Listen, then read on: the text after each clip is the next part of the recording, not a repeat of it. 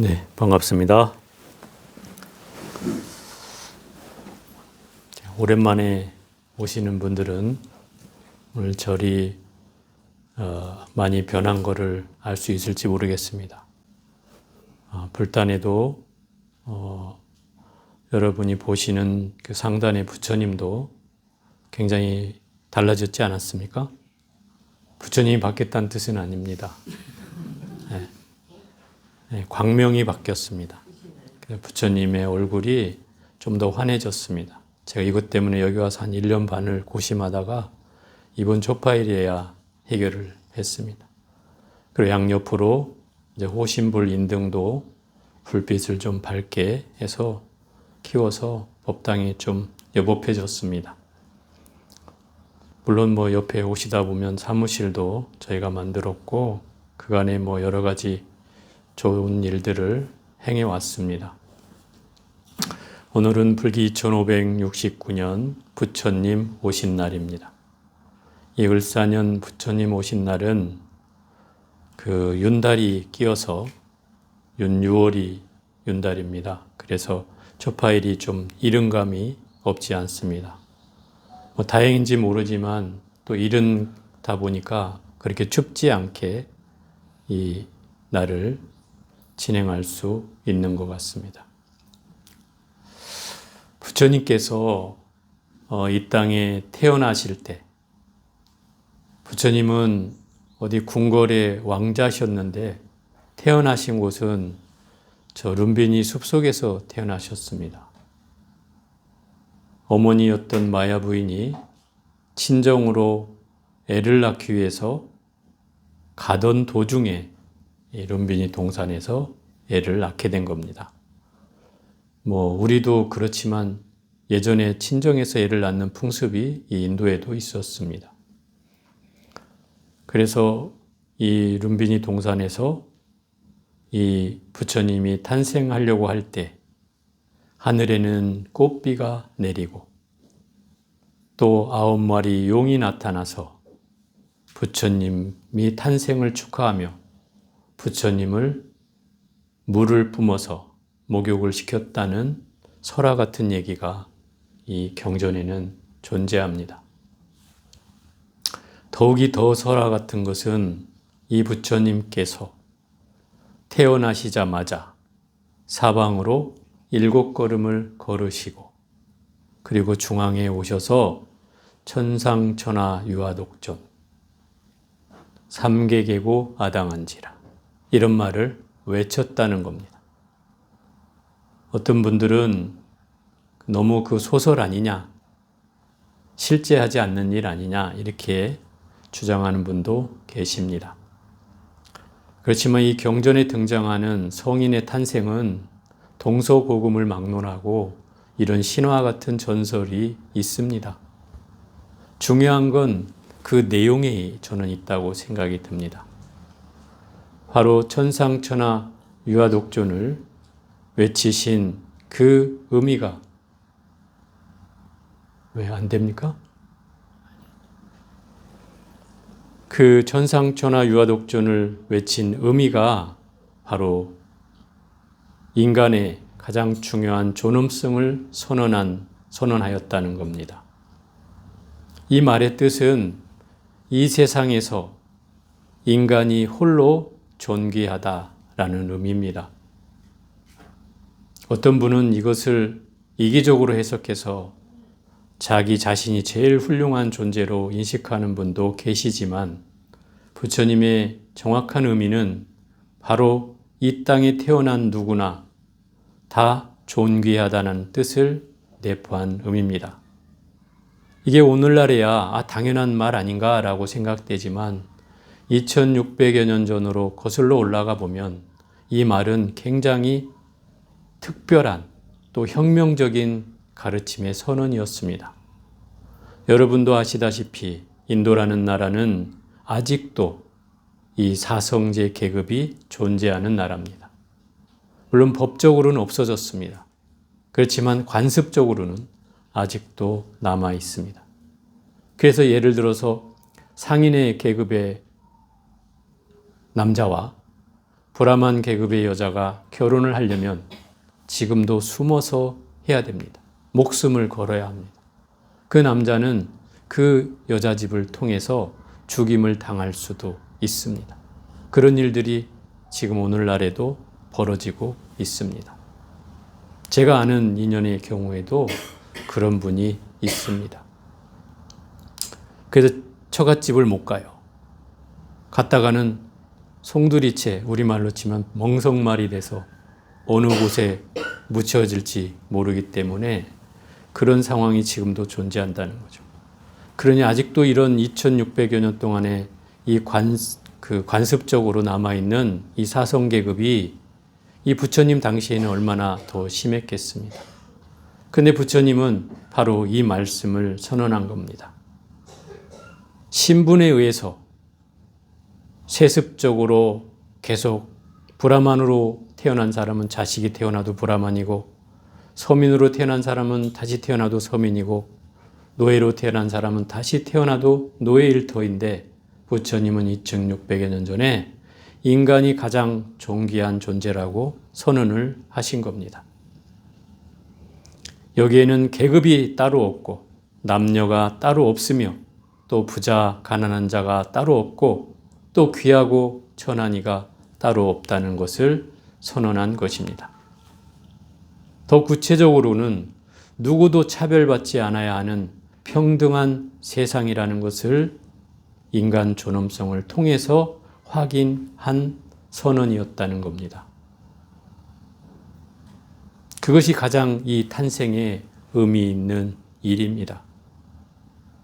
부처님은 어머니가 일주일 만에 돌아가셔서 이모인 마하파자파티라는 이모에 의해서 길러졌습니다. 어린 시절 특유의 습관이라면 사유하는 습관이 많이 생겼습니다. 아마 이것은 어머니를 잃은 영향도 있을 거라고 생각이 듭니다. 어쨌든 어린 10대에 늘 혼자 앉아서 사유하기를 좋아했습니다. 그 왕자 신분이었기 때문에 농경제를 아버지와 함께 나갔다가 서민을 처음 만납니다. 무슨 말씀인지 이해가 안 가실지 모르겠는데 이 부처님은 왕자였기 때문에 궁궐에만 살았겠죠. 그래서 밖에 행사를 거의 나가질 않았고 그 처음으로 나간 행사가 바로 농경제, 처음 이제 논을 시작하는 그런 행사를 하는데 왕과 함께 나섰다가 거기에서 그 쟁기질에 의해서 드러난 벌레에 새가 와서 잡아먹는 모습을 보고 이게 처음으로 느꼈던 무상함을 깨닫게 됩니다. 생명이란 존재는 누군가에 의해서 이렇게 잡아먹힐 수밖에 없다는 현실을 처음으로 깨닫게 되었다는 겁니다.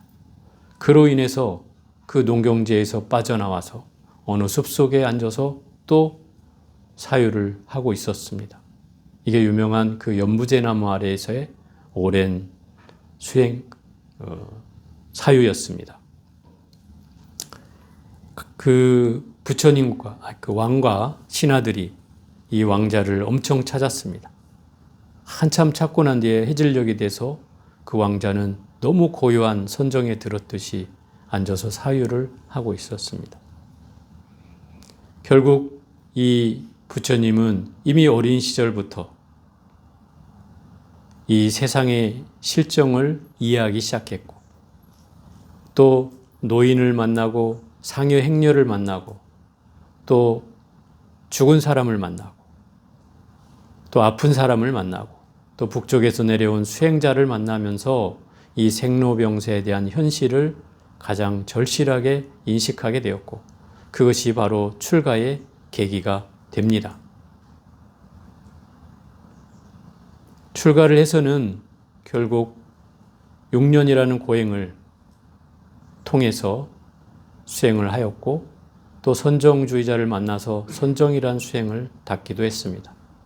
그러나 그것 다 그 스승이 했던 수행의 단계를 다 뛰어넘었지만 여전히 부처님은 그것이 참다운 수행이 아니라는 결론을 내리고 혼자 수행을 하기 시작했습니다. 이미 고행을 6년이나 했기 때문에 몸이 해골처럼 되어 있는, 해골의 거죽만 씌어진 것처럼 되어 있는 부처님의 모습이 그 힘없이 내란자라 강가를 나아가서 목욕재개를 하고 돌아오는 길에 쓰러집니다. 기력이 없었기 때문에. 그래서 이웃 마을의 촌장의 딸이었던 그 수자타라는 여인이 우유죽을 개어서 부처님을 먹이게 됩니다. 부처님이 그걸 통해서 기운을 차리고 다시 길상초를 깔고 선정을 통해서 깨달음을 얻게 되는 것입니다. 그 깨달음이 초견성이라고 해서 처음 깨달음을 얻었고, 그리고 완전한 깨달음을 얻기 위해서 그 인연처를 물색하다가 부처님이 전정각산이라는 동굴에 들어가서 수행을 하기도 했고, 또 그곳이 범천들이 나타나서 이곳이 깨달음을 얻을 곳이 아니라는 그런 말을 듣고 다시 옮겨간 곳이 우리가 알고 있는 보디사원, 그 부처님의 깨달음의 성지 보리수가 있는 그 곳에서 부처님이 깨달음을 얻게 되는 것입니다. 결국 부처님이 되신다고 하는 것, 깨달음을 얻는다고 하는 것은 바로 불교의 새로운 탄생을 의미하는 것이고, 그걸 통해서 세계사적으로 또 정신사적으로 새로운 한 장이 열렸다는 것이기도 하고, 또 우리가 말하는 3대 종교의 하나가 생겨났다는 것이기도 합니다. 왜냐하면 이 불교라고 하는 종교는 깨달음을 추구함과 동시에 자비를 나누는 대수고의 정신이 발휘되는 종교입니다. 그래서 이 사바세계에서 한 줄기 밝은 광명처럼 이 연등을 밝히는 이유입니다. 어둠을 몰아내고, 그 어둠은 바로 우리가 가지고 있는 탐욕, 또 성냄, 어리석음이라는 그 불길을 잠재우고 지혜 광명을 밝혀서 자비 광명과 함께 이 시대를 함께 나누고자 하는 이유입니다. 그것이 바로 부처님 오신 날의 진정한 의미라고 할 수 있습니다. 오늘은 부처님 오신 날이고, 부처님이 2569년 전에 돌아가셨고, 그로부터 80년 전인 2629년 전에 부처님은 탄생하셨습니다. 그래서 오늘은 제가 마지막으로 부처님 오신 날을 기려서 발언문 봉독으로 이 법회를 마무리하겠습니다. 모두 합장해 주시고 부처님을 향해 같이 발언해 주셨으면 좋겠습니다.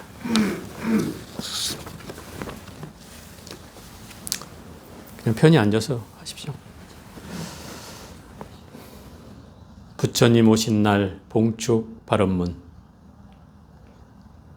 불기 2569년 부처님 오신 날을 맞이하여 간절한 마음으로 발언합니다.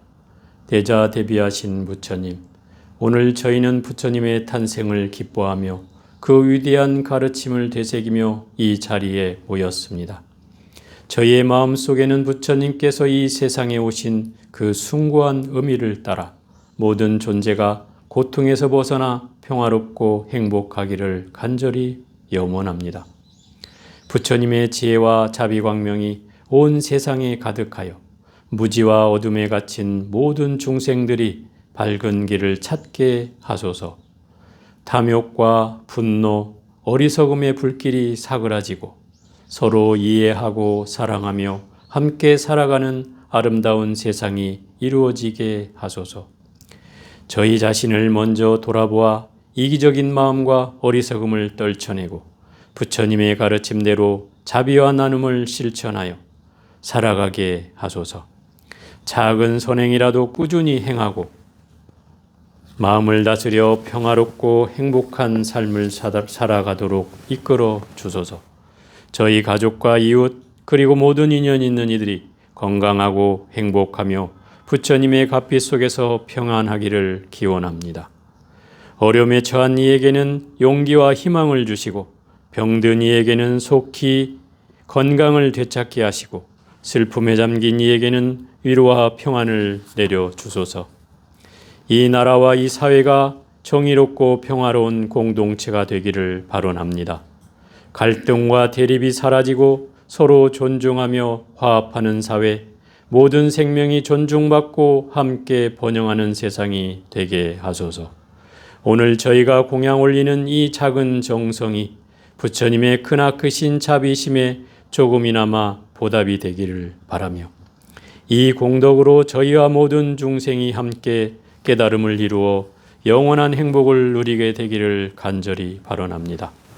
나무 서가모니불, 나무 서가모니불, 나무 시아본사 서가모니불. 나무불.